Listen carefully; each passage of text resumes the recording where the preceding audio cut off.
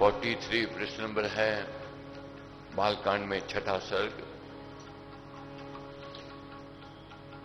निराशा में थे राजा दशरथ। गुरु कृपा हुई, गुरु से प्रेरणा प्राप्त करके उत्तृष्टि यज्ञ किया और यज्ञ किया और आशा की किरण जागृत हो गए। आशा से दिन देखते आया वह शुभ काल, सुचि कुशल्या कूप से उपजा सुंदर बाल। इसलिए हमारे कहते कभी भी प्रार्थना जब करो, यज्ञ जब करो, एक आस जरूर रखो तो मालिक कृपा करेगा, मेहर करेगा। अगर आस नहीं होवेगी तो वे बात नहीं बनेगी, जीवन दुखमय हो जाएगा, नीरसता आ जाएगी, डिप्रेशन आ जाएगा, चिंता घेर लेगी।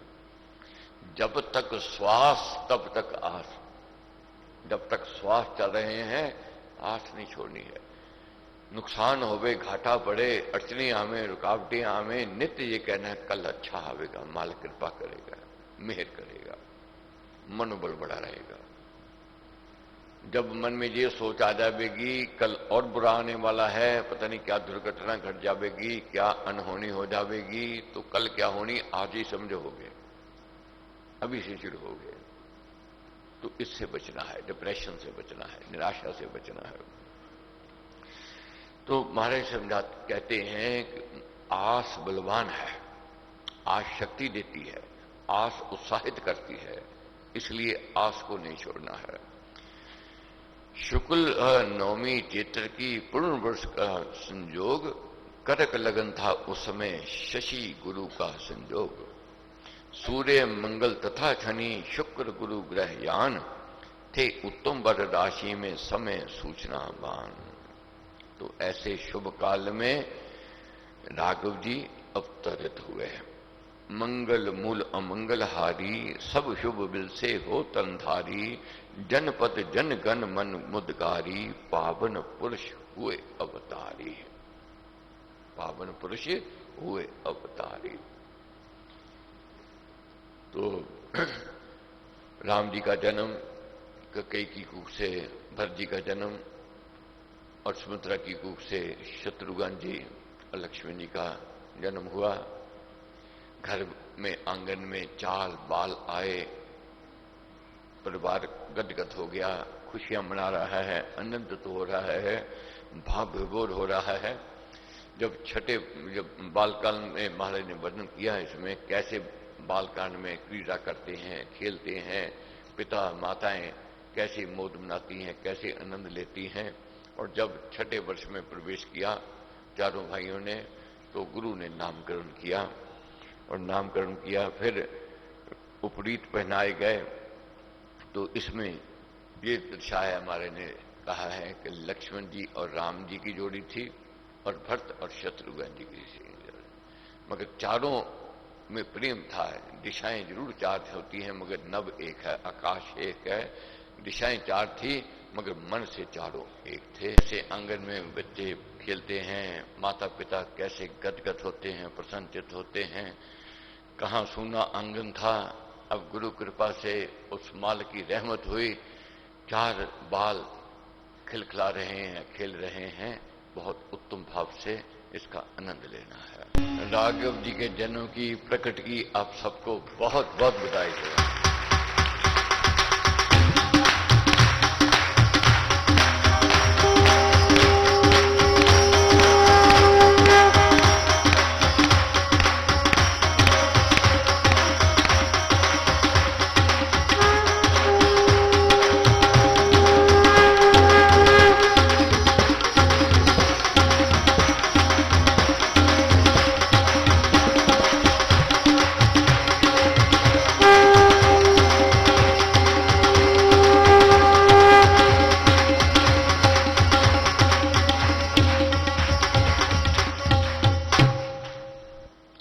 सुबह उठना एक बार मुश्किल जरूर लगता है, मगर खुद अनुभव करोगे सोए रहते तो रह जाते हैं। ये मालिक कृपा, गुरु कृपा हुई है, सत्संगति मिली है। जब ये देव द्वार से प्रेरणा होती है, समझ लो अब शुभ होने वाला है, अब मंगल होने वाला है। अब अमंगल भागने वाला है। बहुत ऐसे भी आमेंगे, शुभ घड़ी आई भी और शुभ प्रेरणा भी मिली, फिर भी देखी अनदेखी करती है। अब अनदेखी कैसे हुई, अभी भाग्य में वह नहीं है। बहुत है, महाराज कहते हैं, वर्तमान सुख के लिए अपने भविष्य पर पानी फेर लेते हैं, फिर पछतावा होता है। गलतियां होती हैं, हमसे भी बहुत हुई हैं। नादानी अनजाने में, कुसंग का प्रभाव था, न बचपन था न युवावस्था थी, भटकता है व्यक्ति। मगर जब संत मिलते हैं तो समझ लेना चाहिए अब पुण्य घड़ी आ गई है। एक एक प्रसंग पढ़ने वाला है, समझने वाला है, प्रेरणा देने वाला है, जीवन में उत्साह साहस बल लेकर के आने वाला है। राघव कथा सबको पता है क्या होना है क्या नहीं होना है, मगर जो महाराज समझाते हैं उस पर अधिक मनन, उस पर चिंतन हमने करना है। चारों भाई गुरुकुल में गए, गुरु जो पढ़ाते राघव जी सुनते, एक बार उनके स्मरण में आ जाता, फिर भूलते नहीं थे। और सब विद्यार्थियों में आगे थे। अब जब युवावस्था आई, पढ़ लिख करके वापस आए, क्या रंग रूप था, क्या यौवन था, क्या हाव भाव था, लोग देखते रह जाते हैं। महाराज ने यहां तक कह दिया कि जैसे बसंत ऋतु में कलियां खिलती हैं और सबको आकर्षित करती हैं, ऐसे चारों अपने आप में थे और सबको आकर्षित करने वाले थे। जब पढ़ लिख करके आ गए, पिता के साथ राजपाट में सहयोग देने लग गए।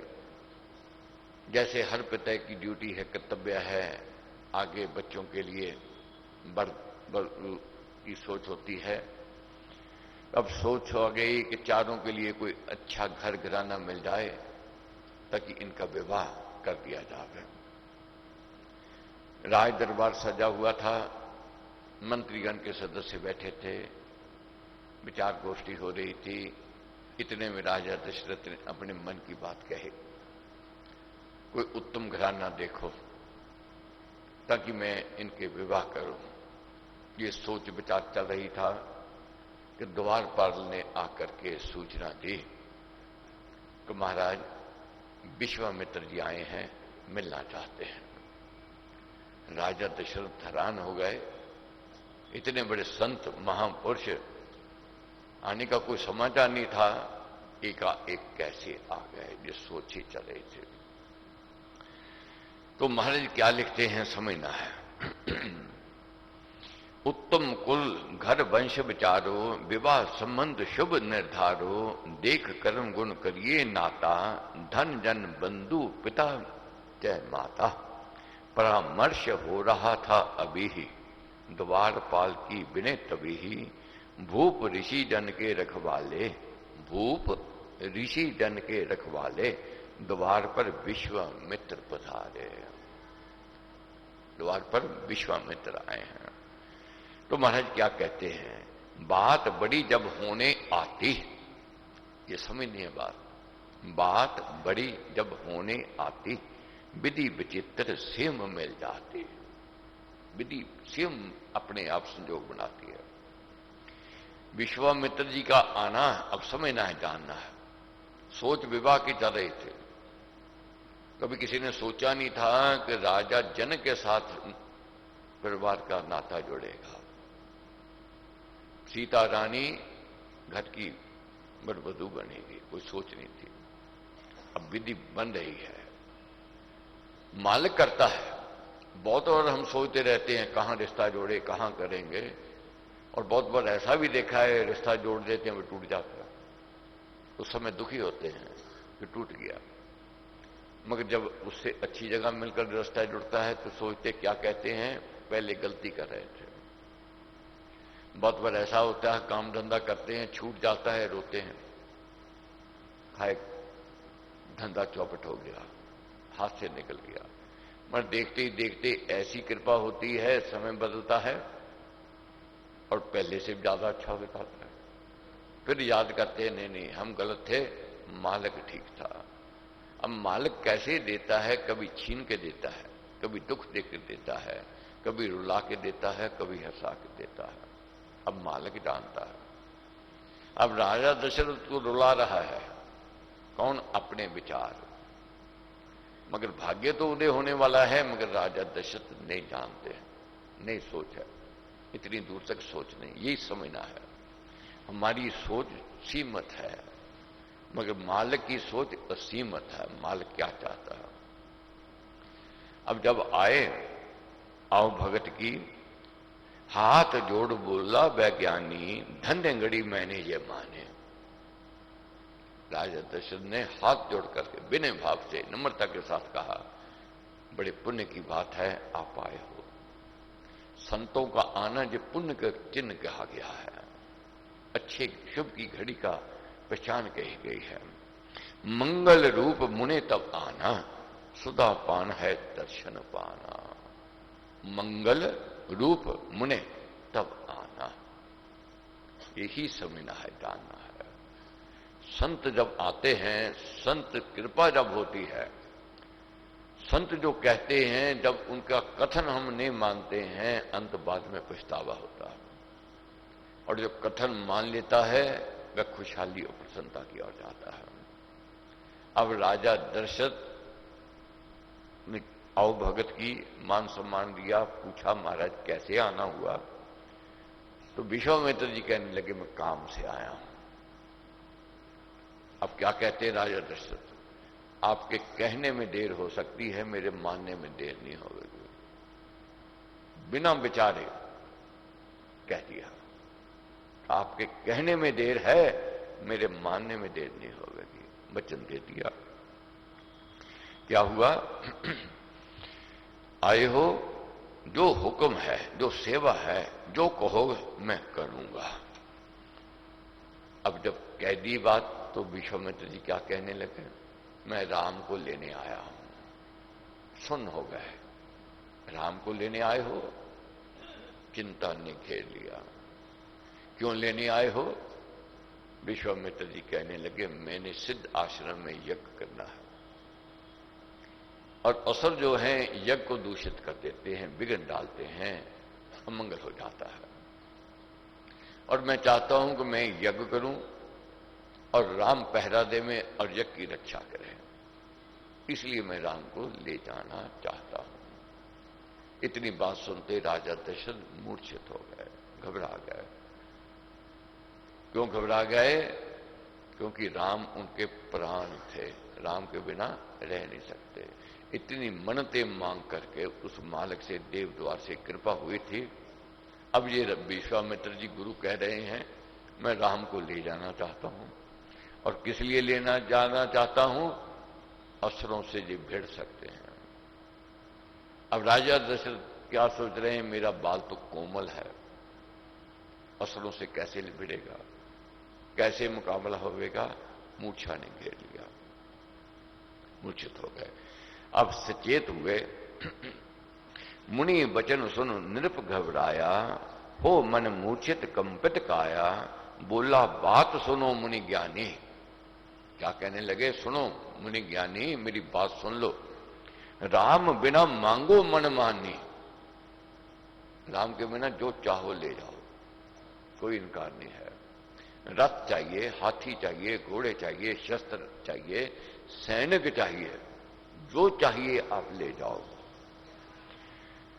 सेनानी से सज्जत सेना, कहूं अभी तब सह कर देना। शूरवीर सैनिक ले जाओ, सिद्ध सफल स्व जजन बनाओ। ये सैनिक पहरा देवेंगे, आप यज्ञ करो, ये यज्ञ की रक्षा करेंगे। विश्वामित्र कहने लगे नहीं, मेरे को तो राम चाहिए। अब राम चाहिए, मगर राजा दशरथ इनकार कर रहे हैं।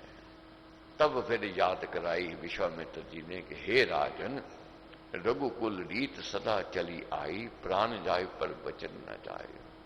ये रीत है आपकी, अगर वचन दे देते हैं आपके कुल के व्यक्ति प्राणी, तो फिर वचन से पीछे नहीं जाते हैं।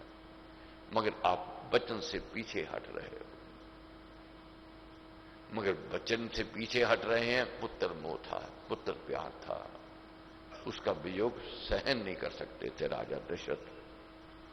पुत्र स्नेह वश सत्य ना छोड़ो, क्षत्र धर्म से मुख ना मोड़ो, देख हठी मुनि निरप थरथराया।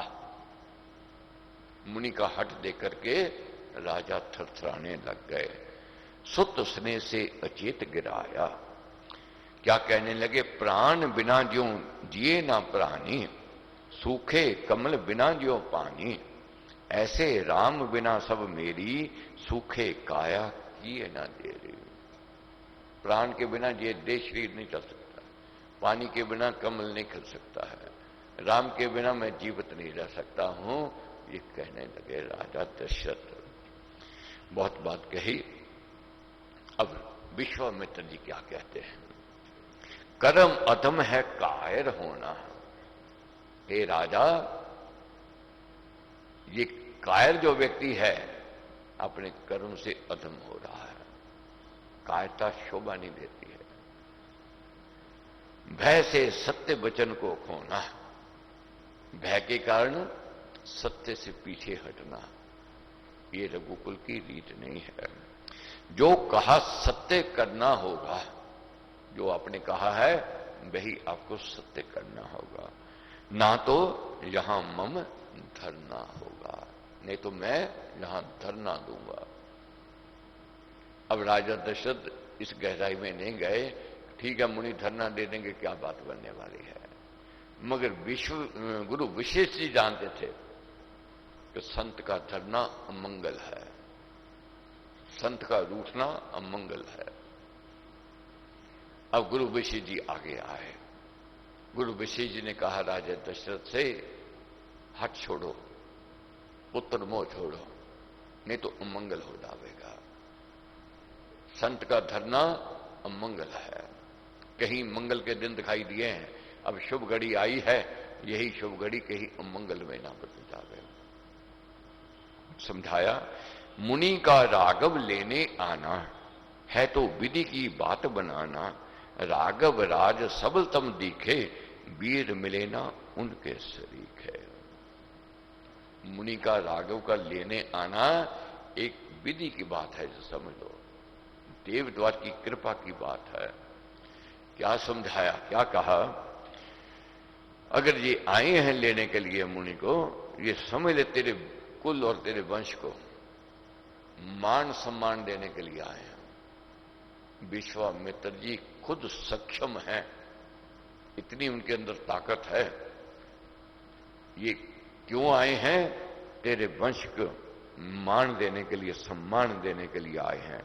इसलिए इनकी बात मत इनकारो, जो कहते हैं वह मान जाओ। और जब सब बात कही, मानना कठिन था, मोह था, मगर गुरु के आगे इनकार नहीं कर सके। ये हम कल पढ़ेंगे। बहुत उत्तम प्रसंग है, जानेंगे, समझेंगे। जिसको हम अमंगल समझते हैं उसके पीछे मंगल छिपा हुआ है, जिसको हानि समझते हैं उसके पीछे लाभ छिपा हुआ है, जिसको हम दुख समझते हैं उसके पीछे सुख छिपा हुआ है। ये केवल मालिक जानता है। इसलिए हमें तो सरेंडर करना ही पड़ेगा। जो सरेंडर कर लेता है वही सुखी है, जो सरेंडर नहीं करता है वह दुख की ओर जाता है। तो हमें भी ज्ञान मिले, हमें भी विवेक मिले, हमें भी बोध होवे। मुझे भरोसा राम तू दे अपना अनमोल, रहूं मस्त निश्चिंत में और कभी ना जाऊं।